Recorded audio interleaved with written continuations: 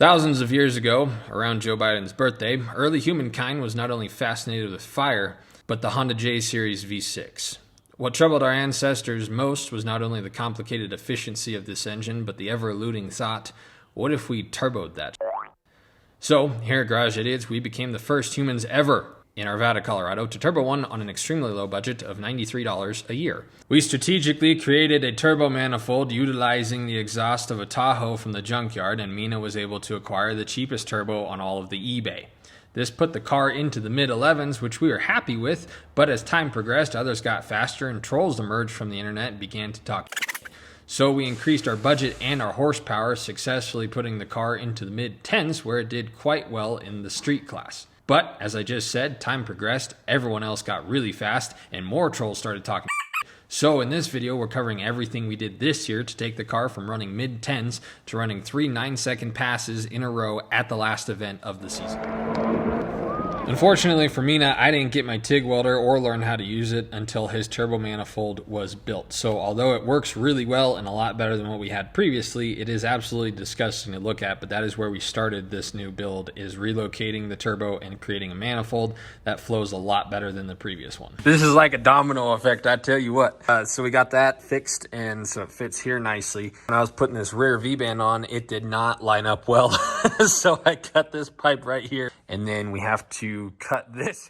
In efforts not only to make the front of the car look more aggressive, we also were trying to be a little more strategic this go around when we redid everything. So we're putting the turbo as far forward as we possibly can to put more weight in front of the tires instead of on top or behind them. That's supposed to be better for traction in these front wheel drive machines, but I'm not a doctor, so don't take my word for it.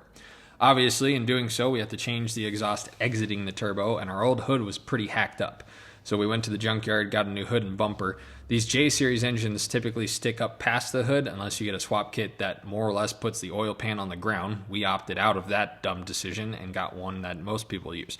So we tried to clean the hood up this round, make the lines a lot smoother, and take our time cutting it so it looked as factory-esque as possible. Perhaps factory is a poor way to describe that because we're putting the exhaust out the freaking hood, but we just wanted something a little cleaner. As you can see, that hole in that hood is absolutely massive, and we were able to get a much more slender cut that barely exposed the intake manifold. As if we didn't have enough to do this year on the car, we decided that we were going to remove all the vinyl so we can paint it. We had no idea what we wanted to paint it, but we figured if we removed all the vinyl, we'd have no choice but to either paint it or rewrap it a different color that we wanted. Get rid of these, this, all of this structure here. Most of our budget went to the engine and the performance side of things, so we were trying to get weird everywhere else that we could. I cut a bunch of weight out of the trunk, deleted the license plate area, and as you'll see in a minute, we hydro-dipped it carbon fiber to make people think that we saved a lot of weight, even though we probably didn't cut out more than 3 pounds.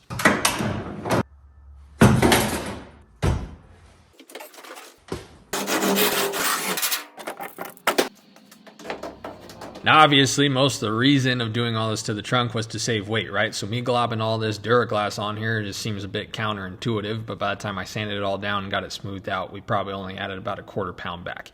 We want it to look good. I've never done a trunk before, but we thought this would be a great time to try it, because if it doesn't work out, we'll just paint it with the rest of the car. I don't advertise pieces this big because that piece of film was probably 50 or 60 bucks. So if I screw up, that is a really fast way to lose money. Luckily, it turned out really good, and we thought, well, might as well do the fenders as well, because nothing strikes fear into the hearts of our enemies more than fake carbon fiber.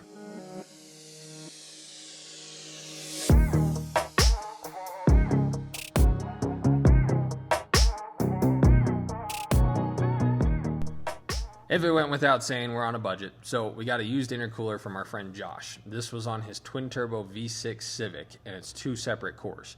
So the desperate train of thought here is if we cut everything off of this and cut it straight down the middle, separating the 2 cores, we could stack them and have a really thick intercooler that doesn't take up a lot of space because we don't have a ton of room.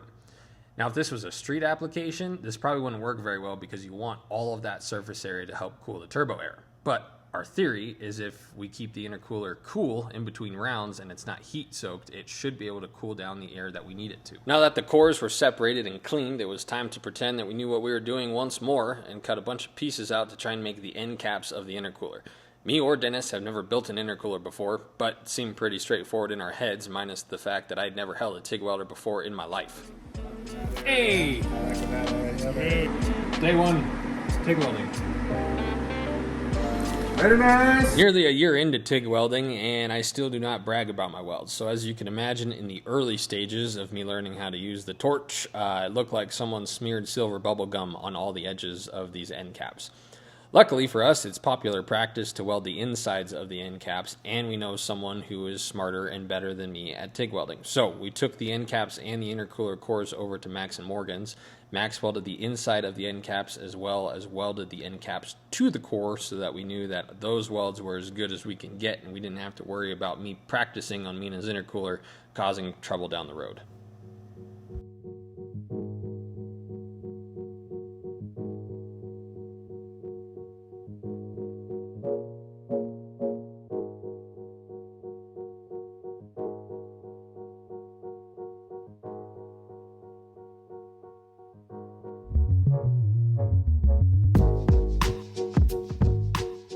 Are you gonna tear it out or not? I'm filming.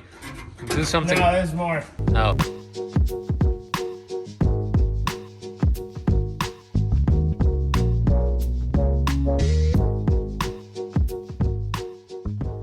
So the engine build we're doing this year is supposed to be able to handle around 1,000 horsepower, but we're not super confident in that because not a lot of people have done it. So we figured if we can make a little less power and cut as much weight out of the car as possible, that would be the safer route to go. Messed up. Well, I was drawing these brackets out because they weigh so much. And what's below the bracket? Apparently a gas tank. Ah. So now there's a hole. Well, I drilled the hole. I was like, smell E85 out of it. I decided to pull the trigger on a TIG welder, and my friend Tyler happened to have a brand new one in the box. Is our new prime weld TIG welder, and I already hate TIG welding. So owning a TIG welder for 6 hours, I decided it was time to tackle the rest of Mina's intercooler setup and spread my silver bubblegum welds throughout his engine bay. Although I feel bad the welds don't look great, as you'll see later in the video, they hold up really well. This then gave me further false confidence to convince Mina to order some stainless, and I was going to attempt to redo the exhaust that we had already made. Learning to TIG weld on thin stainless was a really dumb idea because all I was chasing was the rainbow colors you see all over Instagram, which I would soon learn is really difficult to achieve when you have no idea what you're doing. But that's how you learn, so I pressed on, finished the exhaust, finished up the intercooler piping. Lucky for me, Mina doesn't know what these welds are supposed to look like any better than myself. Yeah, what's the Those are black, and those are silver. The black ones are always bigger. Look at how much bigger my nuts are than Mina's. Made this battery mount. It's ugly, but it holds me up, which means it'll hold that up. You may notice the entirety of what we've done in the last 2 months is out of the car. We'll get to that in a moment. If you follow me over here, I spend hours polishing this to a mere finish. This is the rear, so I didn't spend too much time polishing it. That one's the front, and it looks like a freaking piece of glass. Welded those bungs on, capped that off, welded that bung on there. Catch can. This has way too many of these for us, and so we capped all those off, and we were using those too. I welded that tab on. Isn't that beautiful? We got this little tool that makes this a lot easier, so I made these lines for the catch can. Also, in typical idiot fashion, I made this e-brake. Still has a locking mechanism there so it can function as an e-brake, but once it is properly hooked up, he can zip this thing back when he's going ra-ta-ta-ta-ta-ta, and then let go. This is Mina's block. You might be wondering why this block is naked. These are his old H-beam rods. They have done really well. For some reason, that one discolored, the rest of them look brand new. This year, he has forged I-beam rods from P2R and Trom pistons. These rods are probably good for somewhere 800 to 900 is kind of the guesstimate. These other ones we got should be good for 1,000, like, very easily, and then the pistons are good for a lot more power than those stock boys. In the rear, we got new ones of those because one of them was bent for some weird reason. He now has disc brakes in the rear, which he did not have previously. 67mm turbo, beautiful amateur stainless welds, beautiful amateur MIG welds for the manifold. You've seen all that. Did that side. So now we got sugar. That's sugar, yeah? Sugar, yeah. Look, it's like flubber. It looks so yummy. Bingo. Money.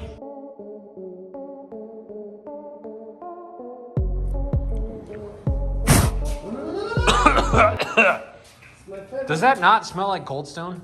It does. Like it when also smells like the crap that when you go to the dentist and they drill and fill. I think it's epoxy. Okay, you're welcome. I'll go back to doing what I was doing. No, give me the hose. You're not kidding. Give me the hose so I can feed it through here. Suck my.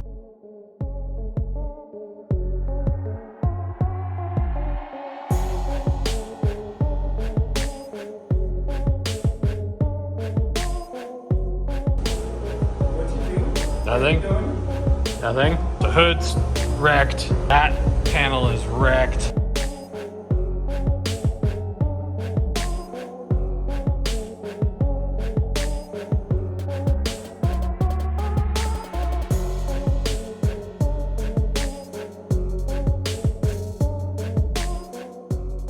So I already showed him what we were going for, right?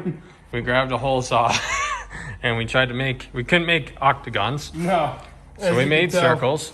What did you describe that look as? Oh, those dogs. Dalmatian. Yes. It was starting to look like a Honda Civic that Cruella DeVille would drive.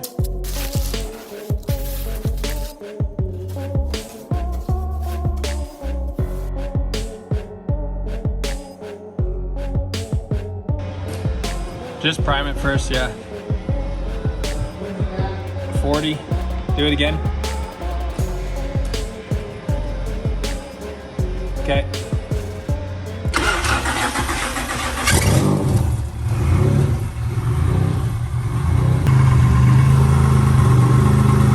It's not very loud.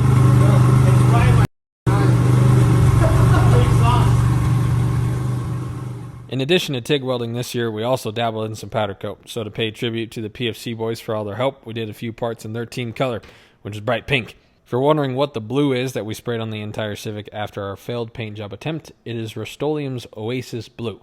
But luckily we were able to take the can to my paint guy, and he was able to mix it up and match it perfectly, which made painting the car a lot easier. All things considered, even though we were just setting out this year to make the car faster, it looks pretty good. And lucky for me, you can't tell on camera how poor the clear coat job is. Everything is on. Everything has bolts and nuts. Brakes are bled. It has oil in it. Just a lot of stuff, really, before Friday. And then time to make flames and noise on Friday. Yeah. It really does look good. It says you are out of gas. I forgot to plug in that leveler. I know, but it says you're out of gas. I will Your horns don't work.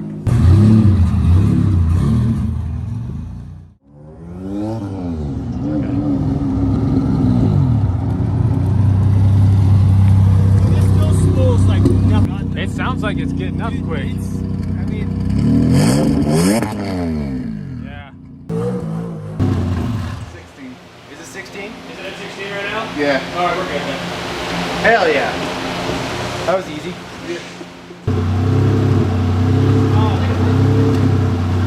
He's done this before, I think. I've only had one car come off the dyno. Okay.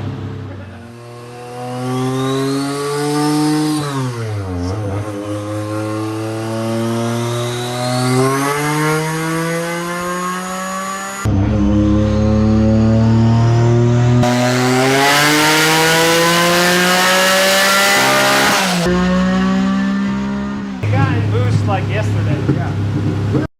Curve. That's dumb. All right.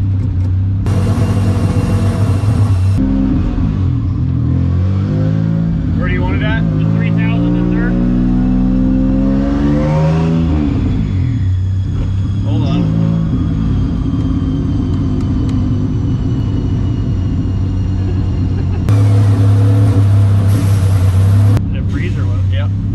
AEM made my computer angry and it shut off.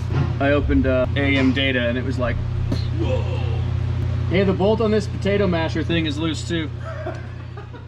As you're about to witness, Morgan's laptop dying was only the beginning of our problems.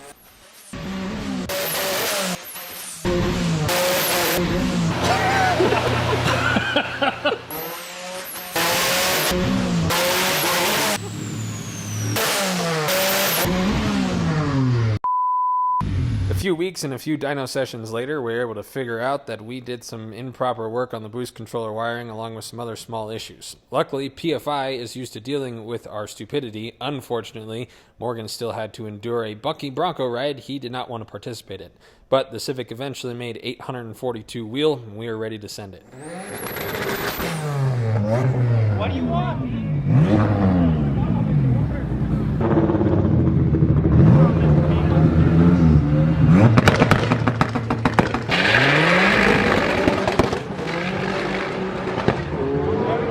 All the boost. Here we go. All the boost.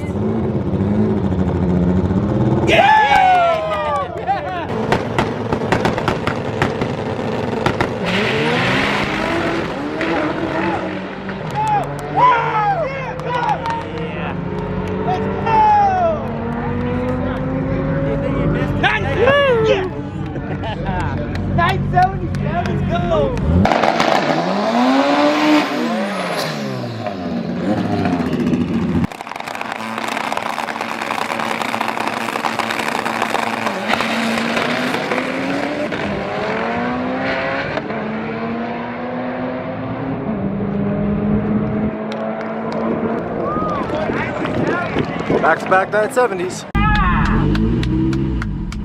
And finally, after an entire year of working and saving and modifying and making, we were able to get this car from running mid-10s, which it's been doing for years, to finally running our first 9-second passes back to back to back at the last event of the season.